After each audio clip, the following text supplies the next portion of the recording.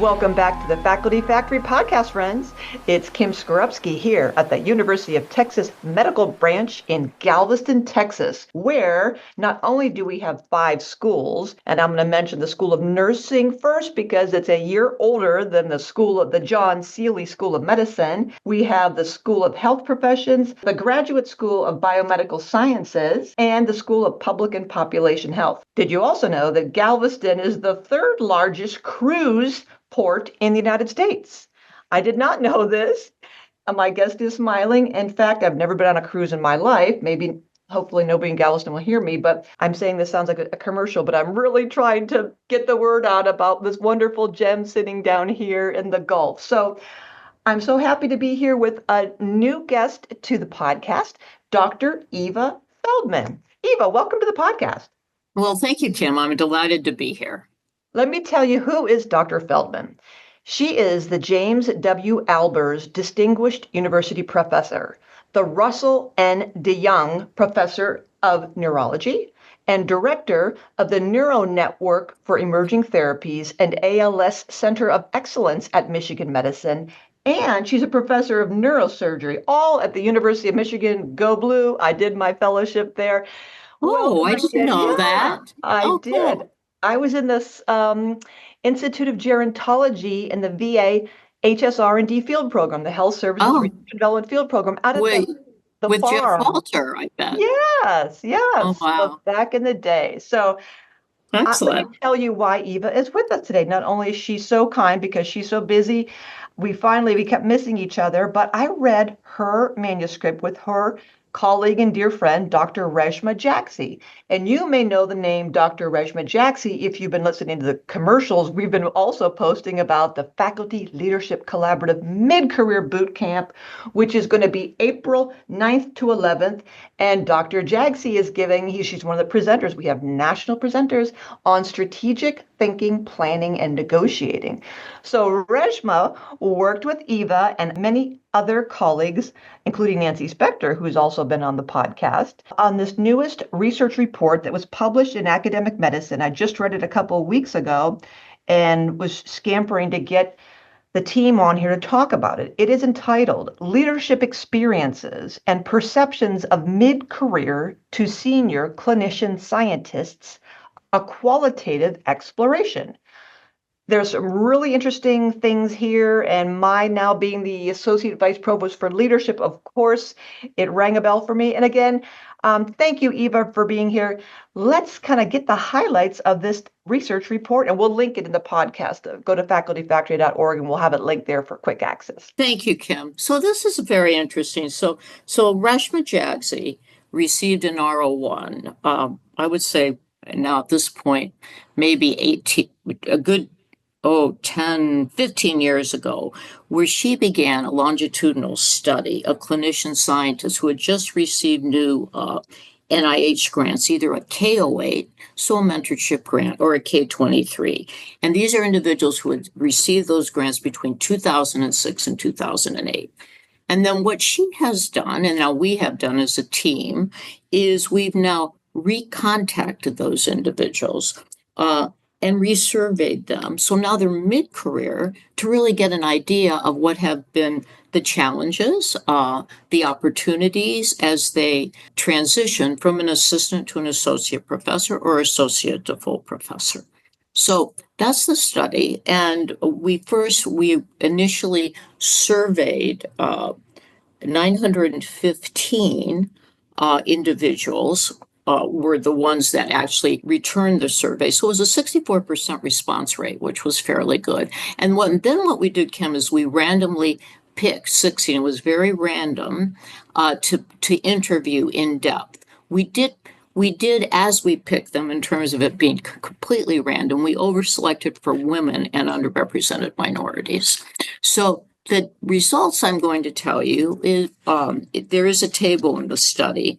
The results I'm going to tell you are 50-50 male-female, which we thought were very, very important. And then in terms of ethnicity, 48% were Caucasian, 17% were multiracial, 3% Black, and 22% Asian.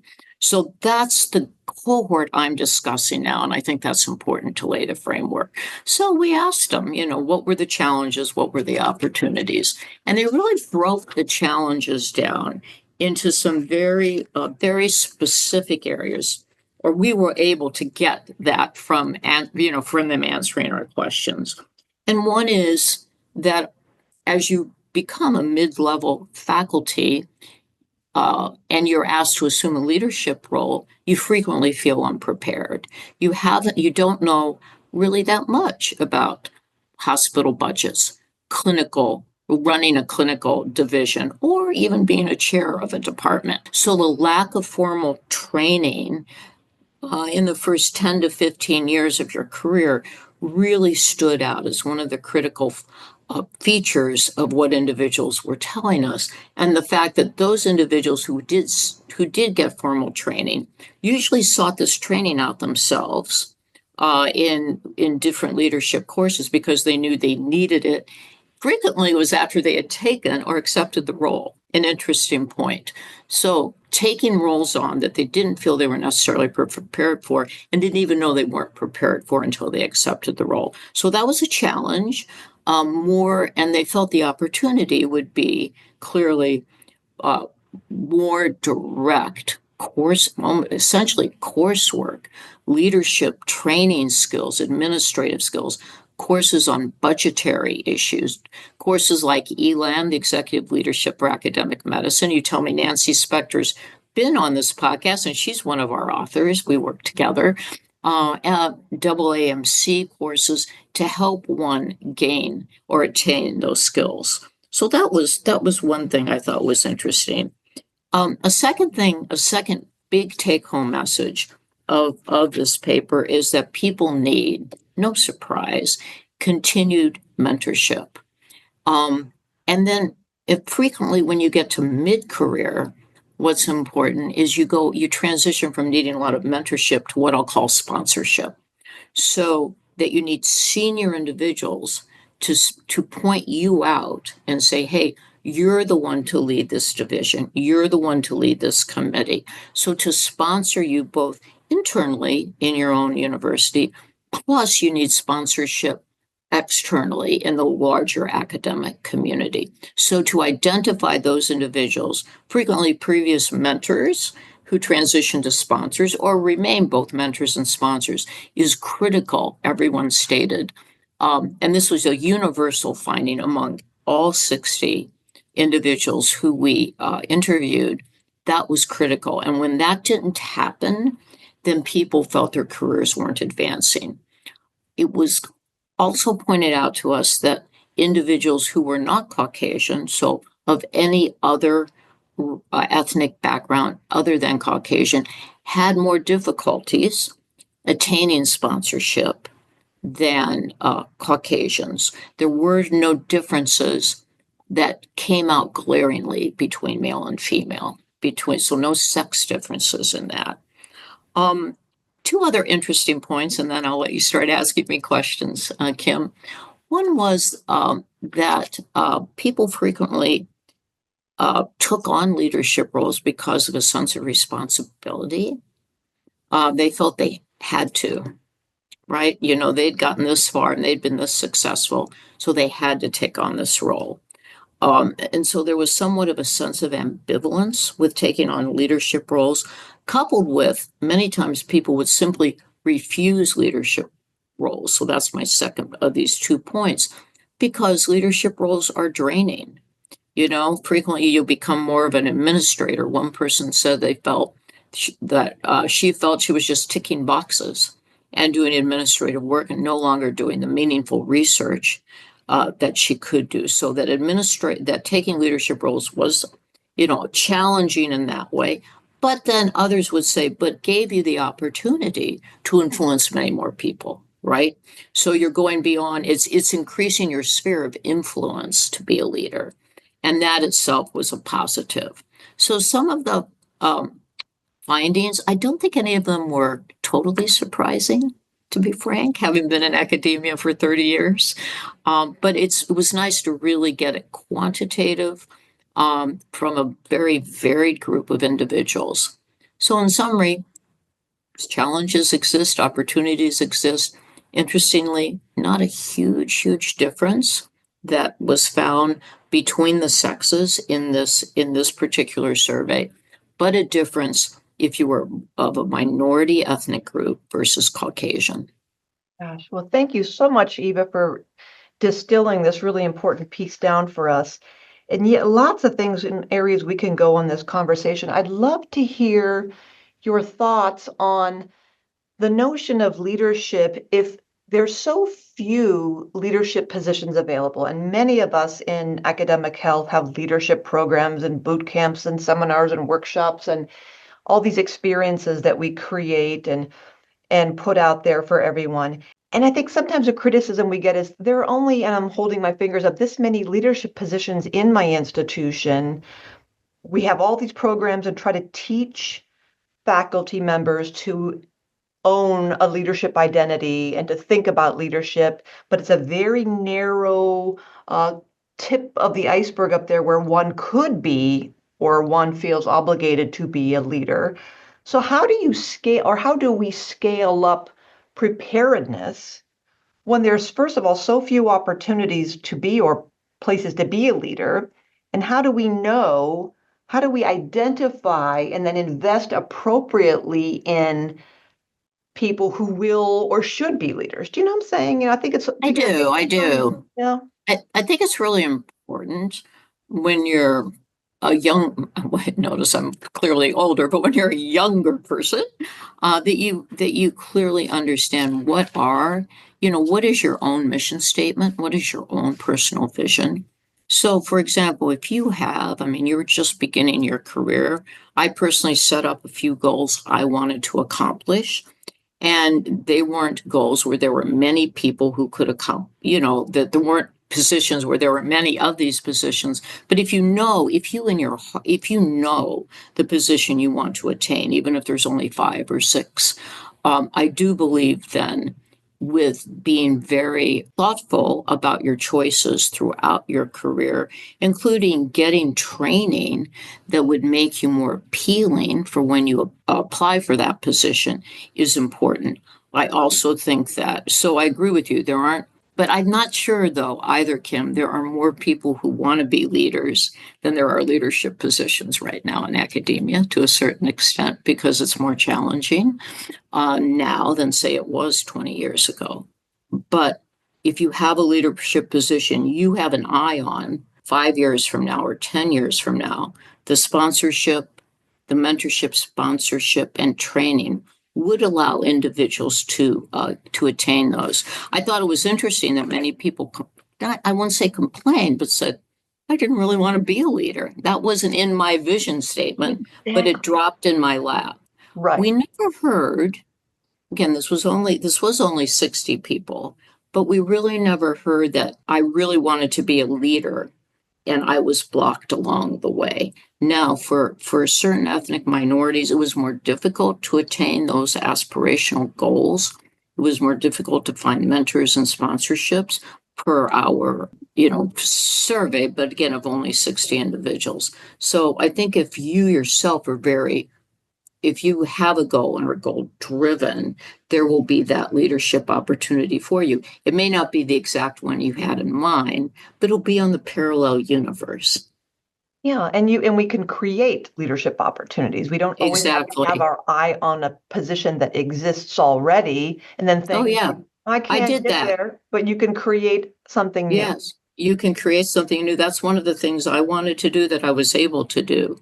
So you can create something new. And it's not that it's not hard work, but if you know what you want. But then I also knew to take the training, which I think we should strongly suggest young individuals. Again, I think it's important that this is not sex-based. It's not male or female, okay?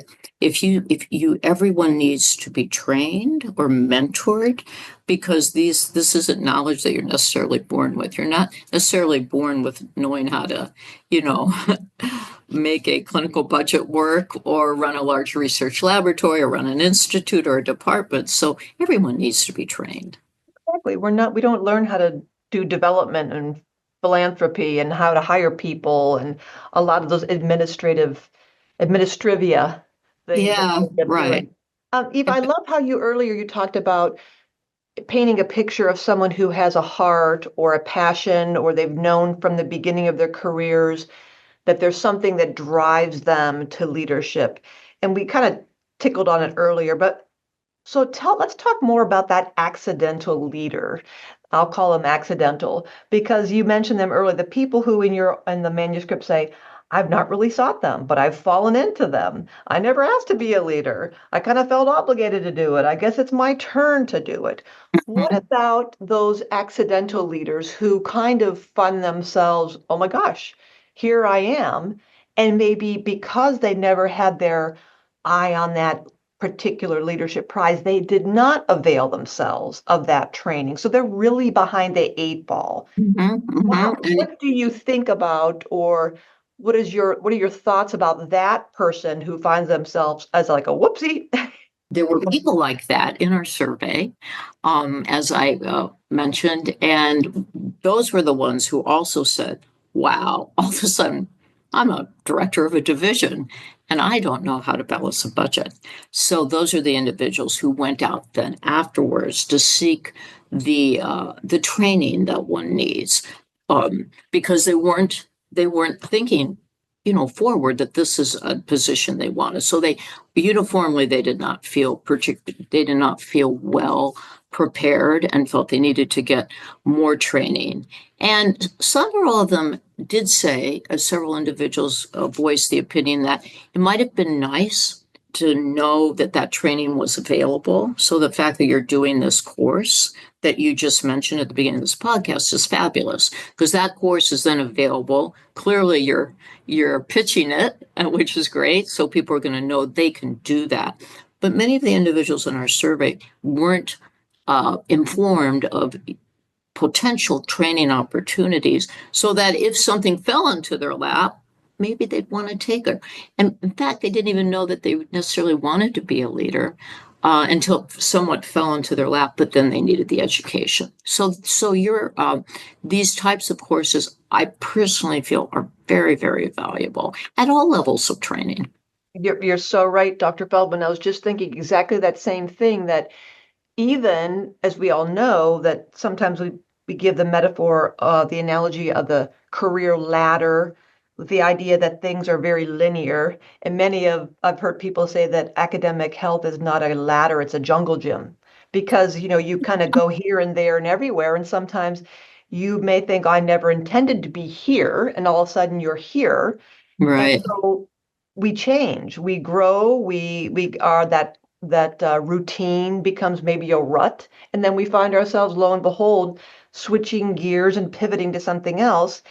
And I think what's important for us to remember is not only what you're saying, Eva, that we seek out training and getting skilled up and prepared for the race. If I'm going to do a marathon, I'm going to train for Mhm. it, and also recognizing that it's not always on you to, oh my gosh, now I'm a division director, now I'm a department chair, now I'm a dean, I better figure this out.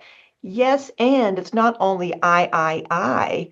Yes, certainly seek out education opportunities, training. Yes, seek out mentoring and sponsorship. And there are other people who are like you in those similar positions who have so much experience in your own institution, who are also division directors, program directors, deans and chairs, and all those positions. And everyone is so busy, but if you kind of sit down with someone, you can really, I don't want to say short circuit, but you can jump leaps and bounds rather than thinking you have to put your head down and get another degree, get an MBA, spend a year doing training. Yes, and you have to get a cohort, a group of people who can say, listen, Eva, or listen, Kim, here are the three things you need to do. I'm going to introduce you to so and so, or here's a template Right. or here's what my Exactly. admin talk to your Right. admin.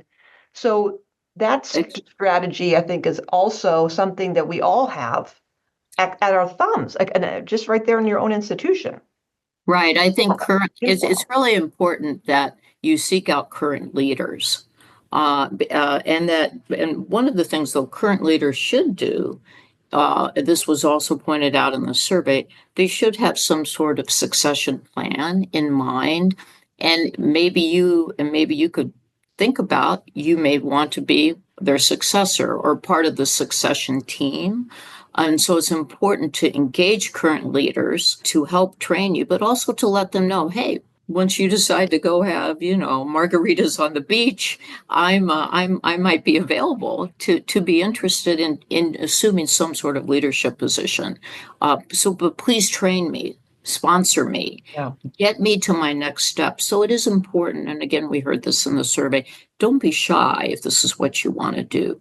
Get that leadership training, engage the senior people. And it's somewhat upon us as senior people to say, ooh, that person looks like they have potential. I wonder if I shouldn't seek them out and see what their interests are. What is their own personal mission? And if it includes a leadership position, then you can actually mentor them proactively. And that's, of course, hard sometimes to do because we're all so busy. But I think it is one of the responsibilities of people like you and me who are in senior positions. I love it. Yes, creating a culture that realistically sets up succession plans and bakes that into the system that none of us is going to live forever. And if we truly value and cherish our legacy and what we've built, we will definitely want to hand that off into good hands and prepare people to take us to the next level. So I like the idea that you're calling up that it's not leadership is not solely on an individual. It is Right. also the institution's obligation to invest in growing leaders Mm-hmm. and Yes. helping people see opportunities that may not be in the prescribed org chart, but Mm-hmm. Yeah. What innovating and creating new and meeting new and different needs in different ways.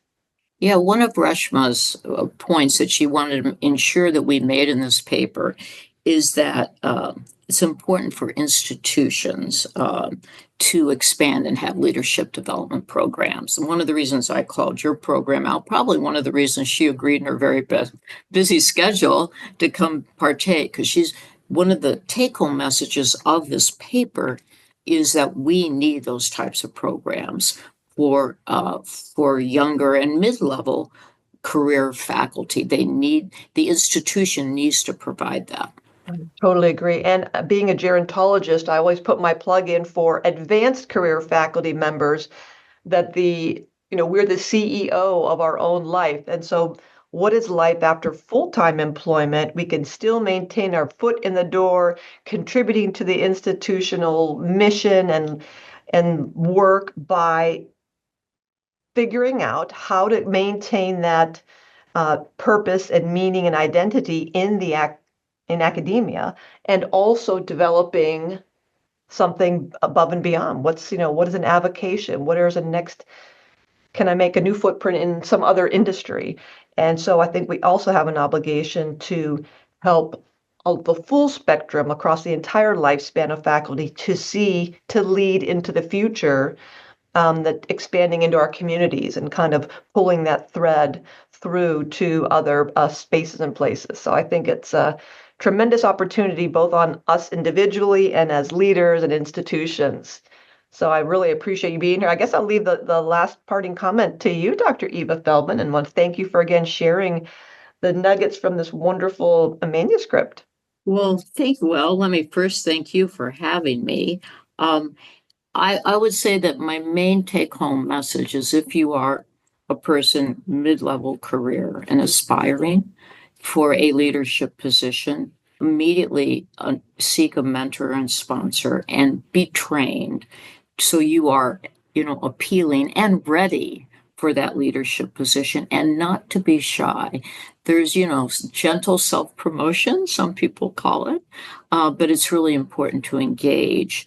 I'm not going to intuitively know that the person down the hall wants to be a leader and maybe wants to take part of some of the things that we've developed at Michigan that I've partaken in, unless that person approaches me. So that's I think maybe a couple of the key messages. And if there are any senior leaders listening to this, get us those institutional programs, please, because we need them at all our institutions. Dr. Eva Feldman, thank you so much. And thank you for listening to the Faculty Factory podcast. Thank you, Eva. Hi, Faculty Factory friends. It's Kim Skorupski here. Just a quick commercial for our upcoming Faculty Leadership Collaborative Mid-Career Boot Camp. Well, the 3-day Mid-Career Boot Camp for associate professors is April 9th to 11th, 2025, 2 to 5 p.m. Central Standard Time, all via Zoom.